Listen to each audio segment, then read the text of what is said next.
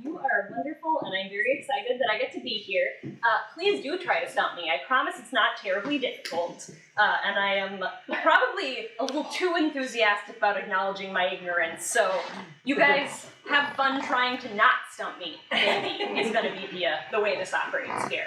So, welcome, welcome. First of all, thank you guys for coming to see me, just do a little bit of an introduction to a historical medicine topic, which I'm really passionate and really excited about in general, and I hope by the time we're done here, you guys will be likewise excited and perhaps, in the words of one of my old colleagues, in possession of, and I quote, a natural obsession with bottles. So, I am here today chatting a little bit with you guys about one particular category of medicinal treatment that was available from, honestly, about the 15th century onward, and that is patent medicines.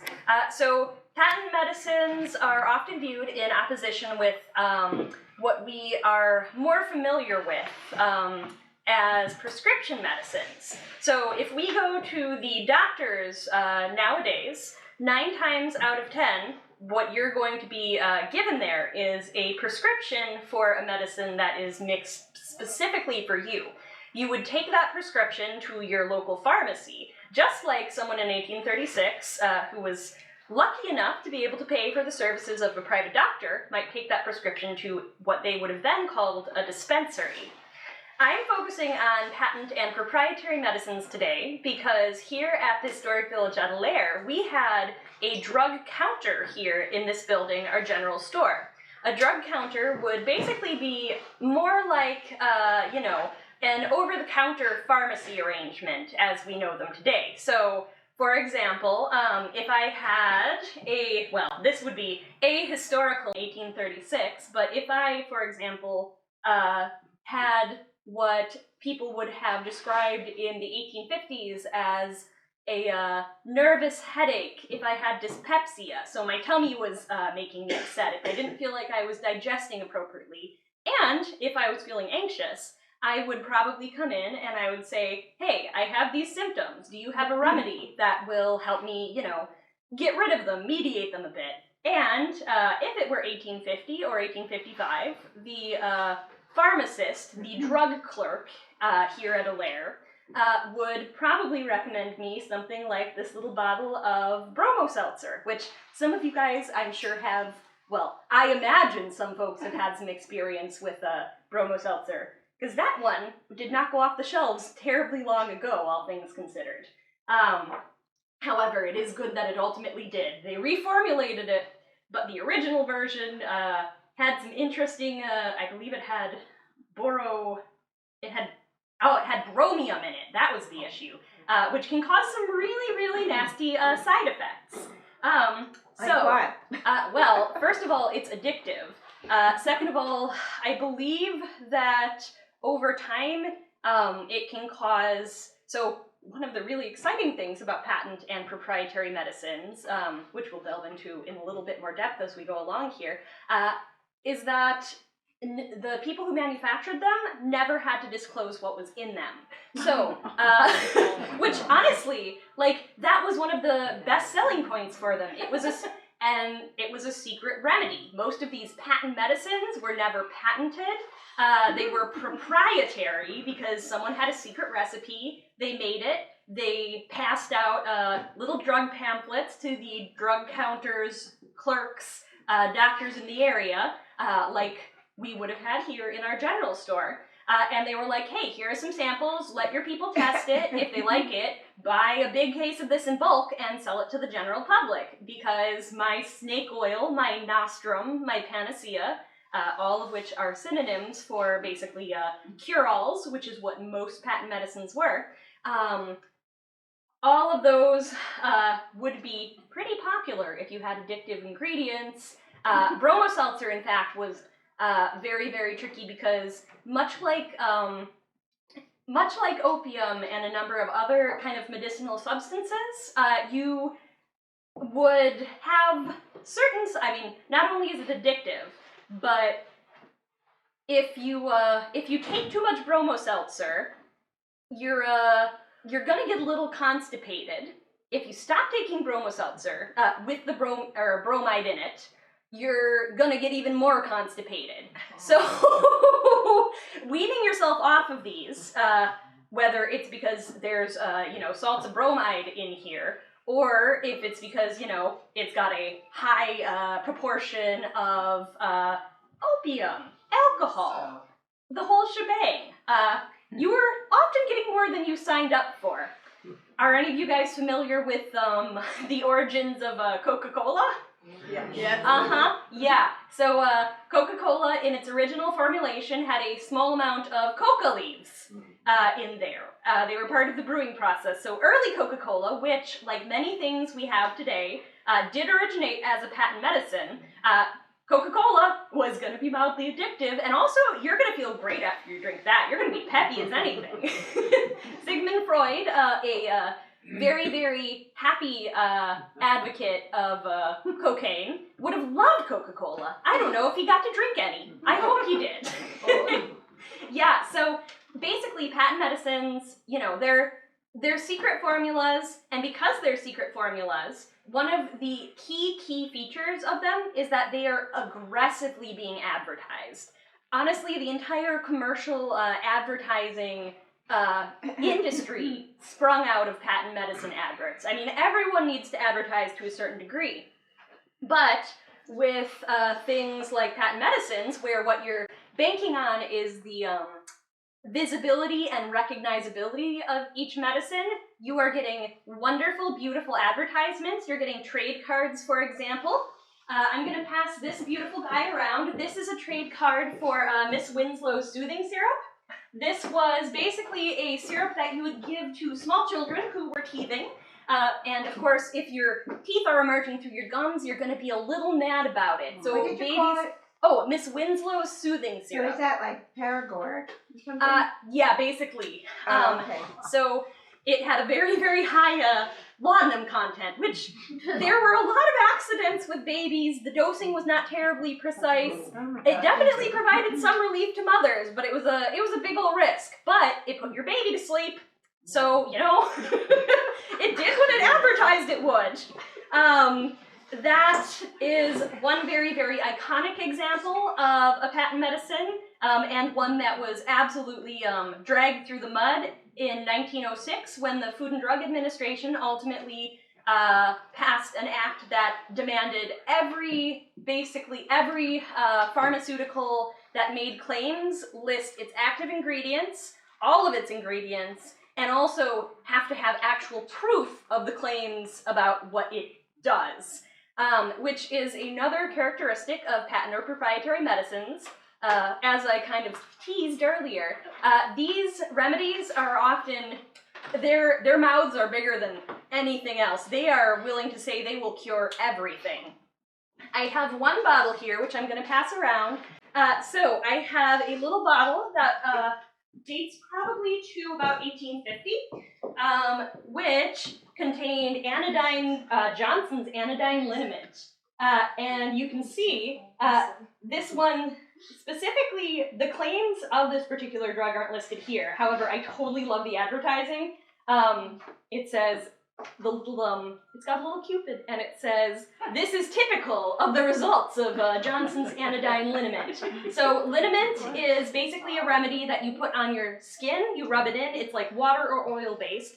Anodyne basically means that it is meant to cure pain. So, whether, I believe the specific listing for this one, I can't recite it in full, because it includes, let's see, stomach ache, headache, catarrh, which would be cough. So if you were achy from, if you got a case of whooping cough, God love ya, anodyne liniment would do ya. Toothache, literally anything you can fathom. That's why they're called cure-alls. They claim to cure all. Were they sealed with cork?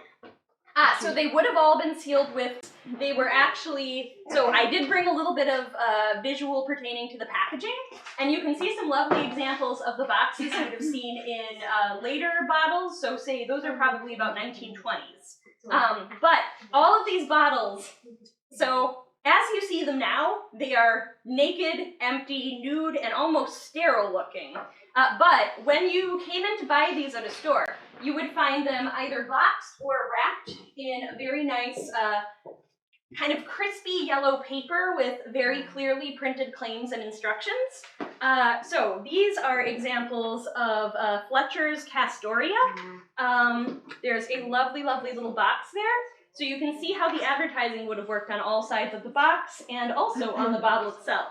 Things like our little guy here, which is, and I'm going to read this one for you, Bumstead's worm syrup. 1 bottle has killed 100 worms.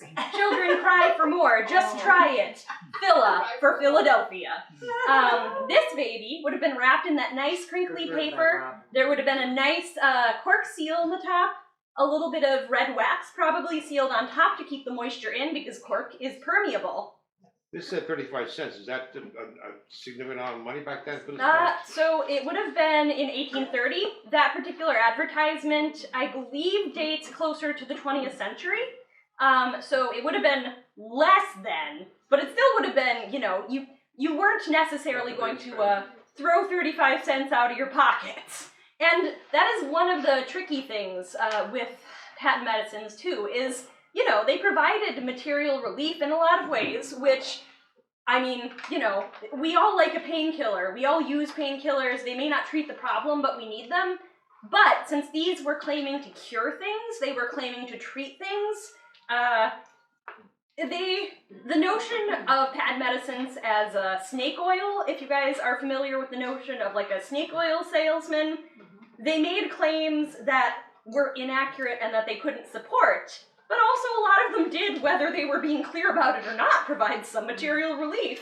So maybe you would be more willing to, you know, in 1850, toss 35 cents out of your pocket if you were in an awful lot of pain and needed some of Johnson's American Anodyne liniment.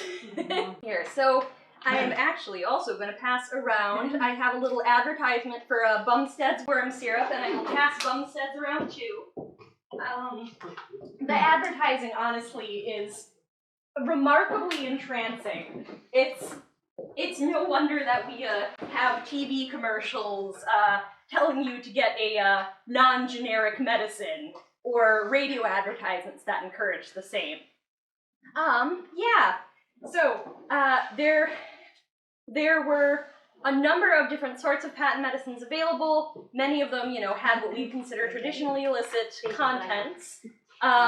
You could, of course, also, if you were well-to-do enough, employ a personal physician who, in 1830, would not have been trained in the traditional sense that we think of our doctors going through. They would not typically have an MD. They would have been apprenticed to folks in their surrounding community, and that would have been their training in medicine. So my question is this, all these advertisements are written, so people had to read back then.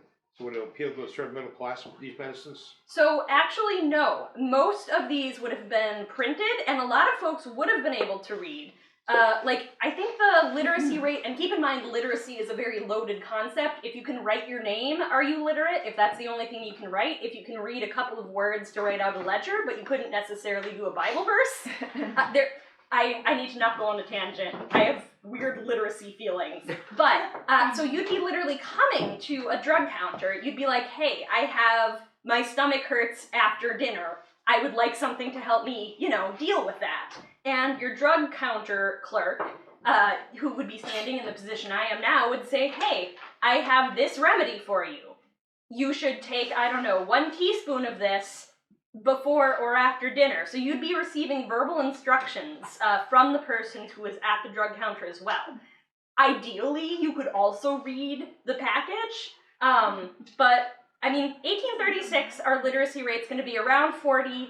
Some places it's more.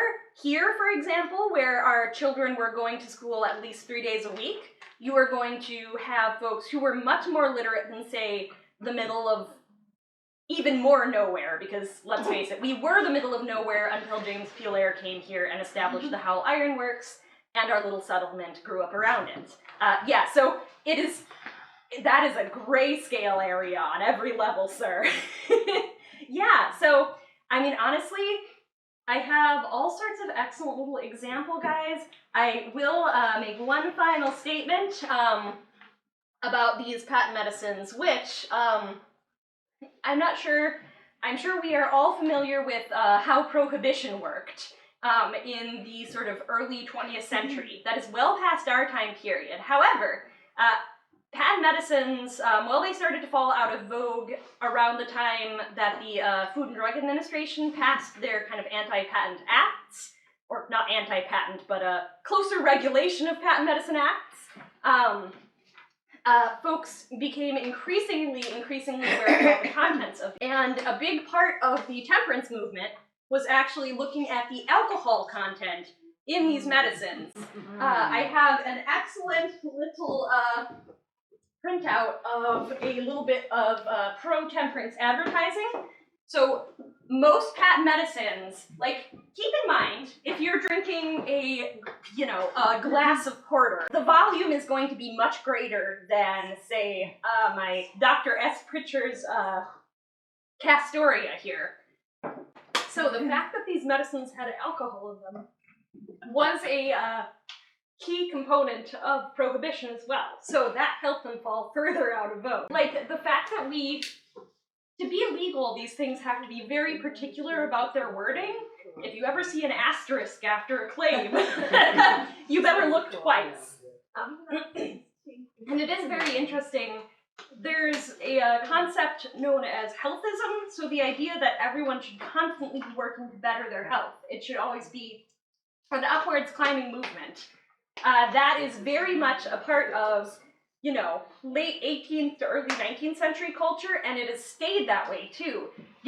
Whether you're being strongly encouraged to, take a little pill full of turmeric because it will anti-inflame you, or, whether someone gives you a lotion for your eczema. It's always good to reflect on that a little bit. And the fact that these have always been, par and parcel to the way that kind of American commercial, American commercial systems work, I think it's really interesting when we think about how we acquire, buy, sell, vet, and otherwise receive our medicines, whether they're, an over-the-counter bottle of NyQuil, or if there's something that, say, your doctor prescribes. I think, since my voice is beginning to give, I will open the floor to questions. That is the only way to stop me talking, I swear. Yeah, Miss Diane. When I worked at a museum in Ocean County, we used to talk about glass and how glass is made from sand. And in the 20th century, South Jersey is very famous for their colored bottles and things. The thing is, what they needed was clear glass for windows and things. They could get colored glass because of the type of sand. So those little bottles that are kind of almost clear but have a tiny tip to them. So that's sort of a compromise, I guess, because of the type of sand that was used. Yeah, so basically, if you were to just use plain sand you find on the beach, which is the predominant component for, most glass that you're making, what you get is glass that is, it's not beautiful, it's crunchy, it's weird. I think if you were using straight sand, it would have almost a brownish tint. I could be wrong. However, these are a nice light blue and I'm going to, of course, not be able to remember the specific chemical that they add in. But basically, the shade of the glass in this case is a result of the specific chemical they use to decolorize the thing. So they can't get it quite perfect, as you say, but they're willing to settle for the fact that you can see the contents, which, because you're looking for a specific thing, is important. So the dark glass that they use for sun medicine, did it have anything to do with the fact that it would keep the medicine longer, the darker the bottle?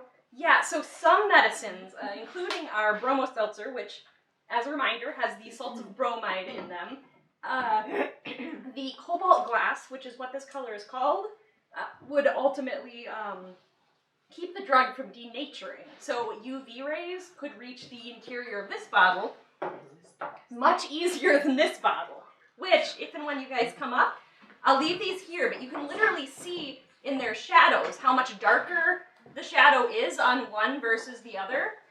You can see how the light is actually traveling through this glass and reaching the counter, whereas on this one, you see a dark shadow as if you're looking at a solid object. So the color was often intentionally chosen to protect the medicinal effects. Things like brown glass, which was much easier to produce because you didn't have to sort of fight the natural color of the sand, that was typically just much easier. But with nice things like our, Fletcher's Castoria, or our Pritchard's Castoria, which was a knockoff of Fletcher's Castoria that they had an obscene amount of legal battles over. I even have the little advertisements right next to each other, so you can see them when you come up, and see how elegantly Pitchers knocked off Fletcher's. But, so, like, the ones that were particularly hoping to be recognized would often go with the lighter color if the medicine could survive the UV exposure, basically. And one thing that I will draw your attention to, actually, is the fact that most of our medicine bottles up here, and over there as well, are what we call embossed. So these have been made in a mechanical device, well, not a mechanical device, basically in a little press. The hot glass is pressed, in the case of many of these, manually, although at least one or two was made on an automatic bottle machine, so that dates the bottle to about, well, after 1908.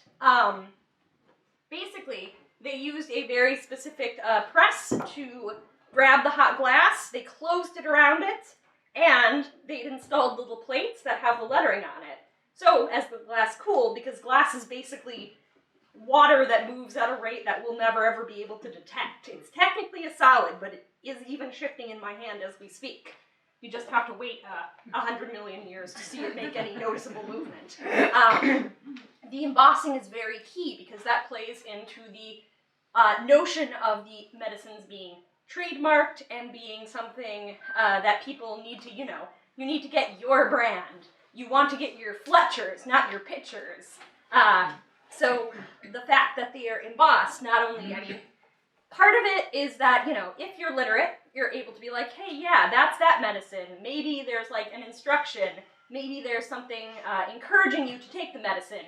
Maybe your children will cry for more. But just seeing the right, even if you're not reading the words, seeing the shape of the words correctly, and you can honestly even see on some of these here, where, they use very distinctive scripts, very distinctive sort of like shapes in their advertising. Just being able to see it and have it kind of sedimented in your memory just via being exposed is really important to the folks who are producing these things. Because that way they know you'll come back to buy their product and not just go on to try somebody else's patent medicine. Did they ever make it to main medical? So that is a really, really good question. So traditionally speaking, patent medicines have been viewed as distinct from prescription medicines. Like, they would have the same components in them, and they were mainstream medical in the fact that, if your doctor was like, okay, you're not having something like that needs to be actionably dealt with, go get like a bottle of NyQuil, or like go get some cough drops, go get some Halls, which also originated as, a patent medicine. Doctors would often prescribe patent medicines. So they wouldn't have been like singularly mainstream medicine. Honestly, in 1836, I would say that patent medicines were more mainstream than prescription ones, because in 1836, you needed big bucks to get a doctor. And that doctor would charge you not only for the visit, but also to dispense or prepare your personal prescription. So, yes, I think that answer is. Does that make sense? Yeah. So who would have prepared medicines here? So here, I think it mostly would have been patent or proprietary, medicines being sold, because we didn't have a pharmacist. It is possible that like local folks would have been, producing their own medicines.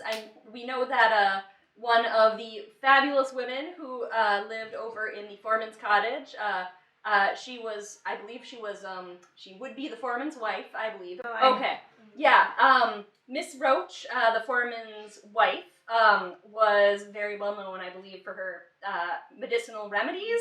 So that would have been using things that, you know, folks found. She was, you know, like many other folks, would be incredibly well versed in preparing, you know, sort of family recipes for treatments, you know, plasters, syrups, various odds and ends, which would have been an awful lot cheaper than what these were being sold for. And it is quite possible that they were like, hey, would you like to carry my medicine in the general store? Pop it behind the drug counter. People will buy it. And, you know, I would imagine that the folks here running the general store would not look that gift horse in the mouth if it sold. However, I think most of the stuff here would have been pre-prepared commercial medicines, because to my knowledge, we didn't have some industrial settlements. The workers would subscribe to almost like local health insurance schemes. So you might have a workers' association where everyone would put in a penny, you know, out of every paycheck or whatever. I guess maybe $1 in scrip. So they would subscribe to that workers' association, and then if, you know, you or your wife or your brother or your cousin became grievously ill and needed an actual doctor's services, they would then basically use that like insurance, and they would pay the doctor with that. And the doctor would come in and see you, which I think is kind of a very amazing thing that we were doing this locally in American history that early on. But I think, to my knowledge, we don't have any documentation that suggests that sort of an arrangement was running here. So I think it mostly would have been patent or proprietary meds combined with maybe some local odds and ends. And there may have been like some local pharmacists or doctors who produced things who were bringing them in to sell. And honestly, James P. Allaire imported a lot of the things, well, didn't import. He brought a lot of the things that were sold in the village down from New York City, where he was, you know, shipping up his big old bar iron. And you don't want empty carriages or barges or stagecoaches returning. So it would make sense for him to pick up, you know, things that were, you know, going to be useful in the village. Say there's a lot of smoke in the air. You're probably getting a lot of cough, a lot of respiratory illness. You might be well getting eye infections and ear infections, because it's not, we didn't have the EPA in 1836. So he might honestly have been able to more or less ascertain what common issues were, and accordingly, you know, be like, hey, local pharmacist, I would like to buy a crate of your finest patent medicine against catarrh or respiratory congestion / cough. Yeah. that was a very long answer for a very excellent and short question, Miss Diane. Thank you. Of course. You know, I wish I had before. There's a big blast furnace here, but as I recall, not many people died of cancer in this area. So that is a really, really good point.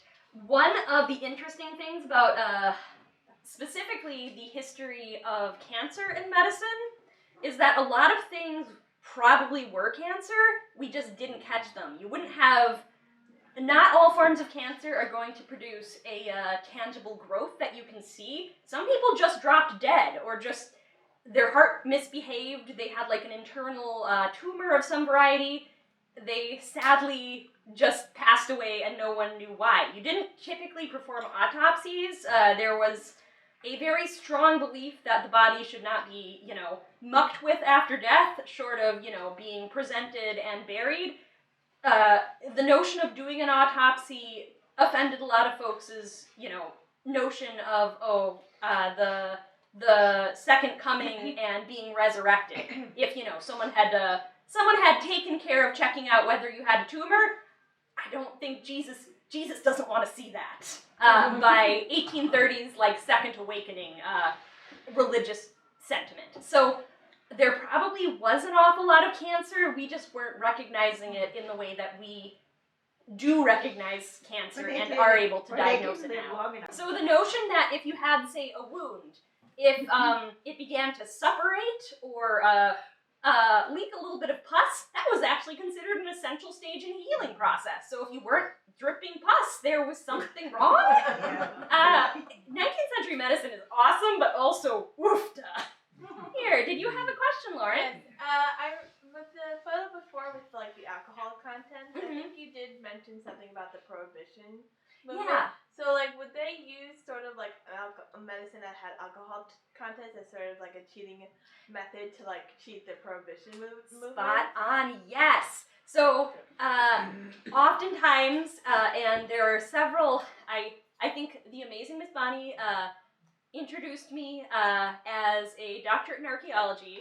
My secret archaeological, love is looking into archaeological sites and looking at people live in systems, and I especially love to look at the ways people get around the systems that they live in. So here, and in many other places, if you were being, kept in line by friends or family members, if they'd told the general store to, maybe not sell you. So to be fair, Allaire, James P. Allaire, the founder of the village, was very pro-temperance, which in 1830 had a very different meaning than our 1920s temperance. In 1830, cider, beer, ale, lots of low alcohol drinks, those were technically considered appropriately temperate because, the alternative was drinking either, tea or plain water, all of which, whether you boil it or not, you might be coming away with some nasty parasites, and you might need Bumstead's worm syrup after that. So basically, yes, people who were maybe told, or people who maybe their reputation preceded them, and the general store or the local pub had cut them off, they could either find patent medicines, or they could buy patent medicines and say, hey, yeah, my head's been giving me some problems. I better go pick up a little bit of, bromo seltzer is post-1850, but another similar kind of remedy. And then maybe that one disappeared a little quicker than your drug counter clerk was expecting. But, if it is hard to live with an addiction, and people find their ways to make do. And I do kind of love the notion of making do. For the most part, these medicines would have been purely medicinal in that sense. But some of them created their own addictions. Yeah. So, it's such an amazing tangled web, and I love it. Yeah, Miss Regina. How many women were addicted because of their female ailments that were treated with laudanum? Okay, you guys are hitting me with the best questions, and I love all of you. So, no doubt, very many. However, it is really interesting that you mention female ailments, because oftentimes things that were advertised as remedies for female ailments, say Lydia B. Pinkham's whatchamajigger, vegetable compound, those were actually, so they were advertised for many purposes, but they were actually commonly used as early stage abortificants. So female problems, sometimes it referred to, bloating, constipation, pain, your traditional kind of issues around the menses, but there was an entire layer where, maybe you double or triple your dose in order to deal with a late period. It's a really, really interesting, there are just so many layers to this, and I kind of love it, but any of those that had a lot of laudanum or opium in them, you'd be sold, and you might be stuck. Yeah, absolutely. And again, so many of these, all of these exist too, and I think it's, even if we're, kind of side-eyeing the fact that they're marketed in ways that we would contemporarily consider maybe a little sketchy, or that they contain contents that nowadays we're like, oh, I don't really want to drink a bunch of laudanum, thank you. I like to use the bathroom regularly. They did have a very, very powerful, effect in people's lives and in ways that were often beneficial. You just had to know what you were getting into, and yeah, like living today, dealing with your body and the way it operates and the things you experience with it, it's hard, it's complicated. So folks back then were fighting that same fight we do today. Yeah, any other questions? In that case, shall I yield the floor? Yeah, just for a little bit. Of course.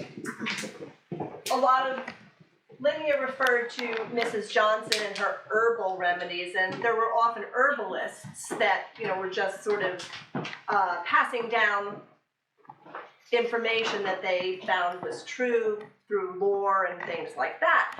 And one thing that was easy for people to use as a medicinal remedy were teas.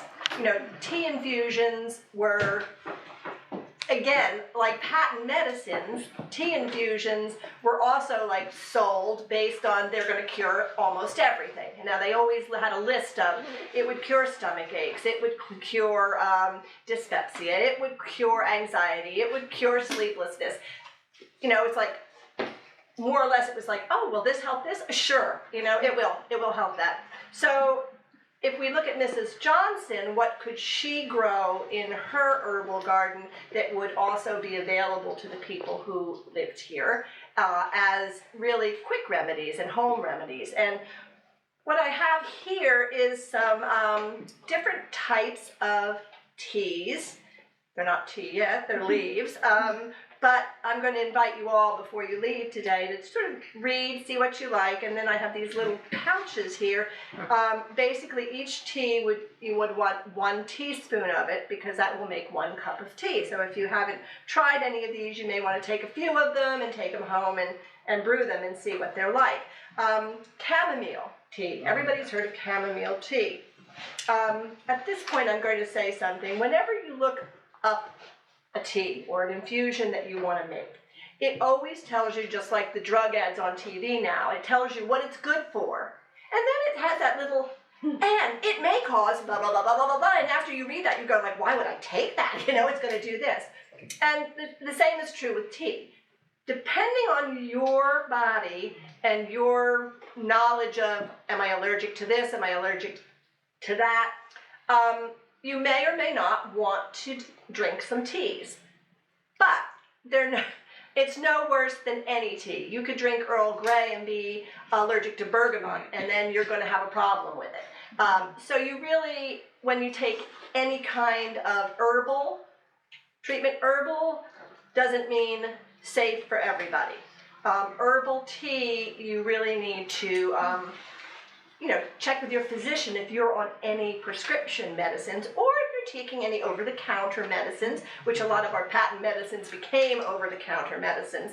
So, unless you know yourself, if you're not taking anything that interacts, for instance, people who are taking beta blockers, and I think everybody probably knows this, you shouldn't drink grapefruit juice, because grapefruit juice gives oomph to the beta blocker, and then it's going to slow your heart more than it's intended to. So if you're on a beta blocker, you shouldn't have grapefruit juice.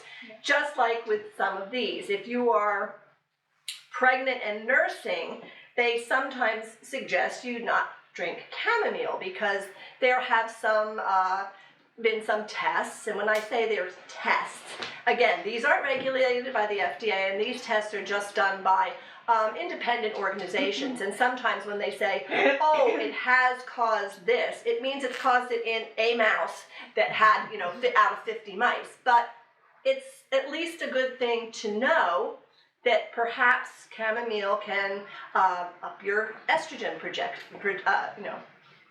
I did hear something about not drinking tea that's made from the flowers if you have allergies.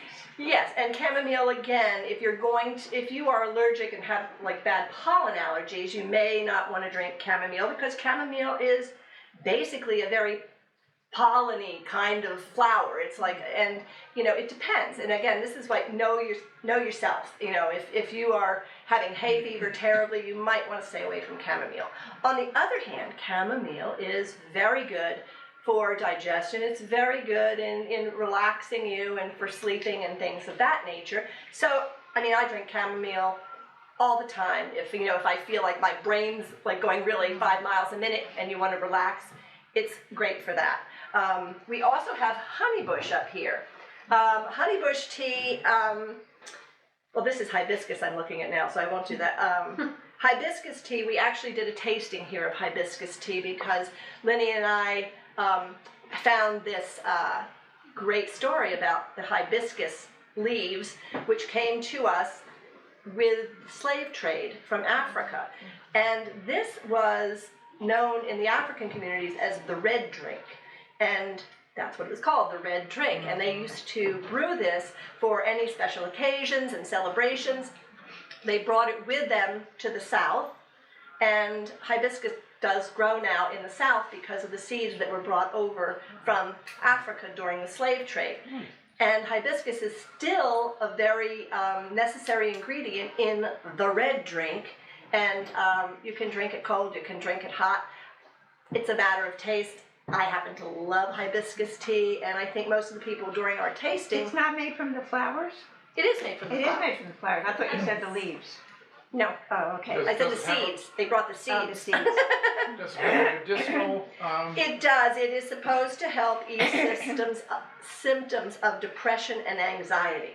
And again, pregnant women may want to avoid it because it does it reduces the estrogen levels in the body. So, if you're pregnant, you may not want to reduce your estrogen levels at that point. But it also has antioxidants, and again, like what Linnea was saying, with all of these medicines, they cure everything. A lot of these are for the same thing. It's like, oh, that does this. Oh, that does this too. So basically, all of these, or most of them, have high antioxidant rates. And they have, this one, hibiscus tends to have a lot of vitamin C in it too. Some of these don't have a lot of essential vitamins in them, but hibiscus is one that does have a high content of vitamin C. This was the honeybush, and the honeybush is an anti-inflammatory. It's beneficial, apparently, for heart health, and in South Africa, it's used to make people sleep, or help to make people sleep. So, and it's also supposed to help your cholesterol, increasing your good cholesterol, and so it's also related to rooibos tea as a red tea.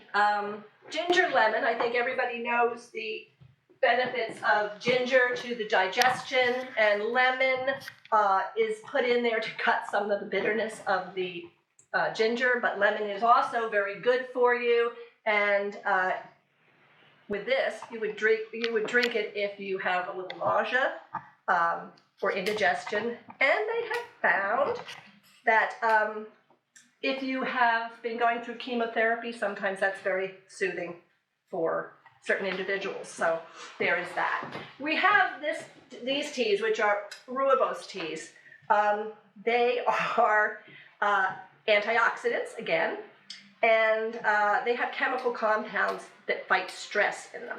Now, with all these teas, it shouldn't be like, I'm going to drink 6 cups of this a day. Like in everything, take it, have a cup a day if you like. That's not going to probably hurt anything. But this is rooibos tea, which is a tea bag, which is straight rooibos tea. What kind of tea? It's rooibos, R-O-O-B-I-B-O-S. Oh. This is the same tea with vanilla added because it tends to be a little bitter. Some people don't like the taste of the plain, so with the vanilla it sort of mellows it out, and that's just for, for people to like it better, okay? Spearmint. Spearmint's a really interesting thing to either add to some other tea or just drink as tea because it balances your hormone levels, it lowers your blood sugar, and it's supposed to improve your digestion. And it relaxes your stomach muscles, and other digestive problems tend to subside. It also is interesting because as an anti-inflammatory, it's very good if you have acne or skin problems. It basically kills the germs, they say, that causes acne, and can actually make your... How are you supposed to do it? You drink it. Oh, you drink it? Yeah. Oh. It's good for you. It's good for you. So that's the spearmint. And then peppermint tea. And peppermint tea is, again, we take it for digestive issues and for irritable bowel syndrome. However, if you have acid reflux, you should not be drinking peppermint tea because it sometimes makes you burp and it can actually irritate your esophagus. So you would. I mean, you're thinking, but with peppermint, because it is a very pungent oil, it's soothing once it gets down, but the oils in it can, if they keep coming up, actually be unpleasant for if you suffer from GERD. So this is the kind of herbal remedies that people might have gone to see Mrs. Johnson for in the village, to say, like, what would you suggest for, my stomach has been upset for weeks, and she might decide one of these that would be good for them, and she'd say, here, use a teaspoon in 8 ounces of hot water, boil the water, and then, drink it once a day for a while. And it does have an effect. I mean, I think those of us who might be tea drinkers will know that there are certain teas that do make you feel a little better or a little, sleepy or whatever. So it's just, and a lot of it's just a matter of taste. But again, as I said, if you are on prescription medicine, you may want to ask your doctor beforehand if you decide, like, oh, I love this tea, I wonder if it's recommended if I'm on a certain kind of medicine. You should then check that out. On the other hand, if you look up black teas or whatever, green teas, they'll always tell you there are people who shouldn't be drinking those. Just like every single food in the world, they'll tell you it's really good for this, unless this. So, it's not like we can all stop eating everything, but you have to sort of know yourself here. The other thing is that I just wanted to add, there was the accounts of, there was a young doctor who was in Manasquan around the 1830s, when this village was the Howe Works and people were here. And he was a fairly young man, and he died fairly young. He died, I think it was late 30s, early 40s. And in his record books was about 6 to 10 people from this village who owed him money. So, I mean, he was your last resort, I'm sure, that if you really, really were ill, you would go to Manasquan and see this young man, who is, again, I said he died late, in his early 30s, I believe. You know what he died of? No. Maybe we don't want to, maybe he took his own medicine too much. Anyway, he actually was a doctor for many people here, not many, but apparently they, paid him as they went, and he was pretty good because he never obviously made people pay up, and he died with a lot of money being owed to him. So, yeah, that's my little talk, and I want to thank you all for coming, and please do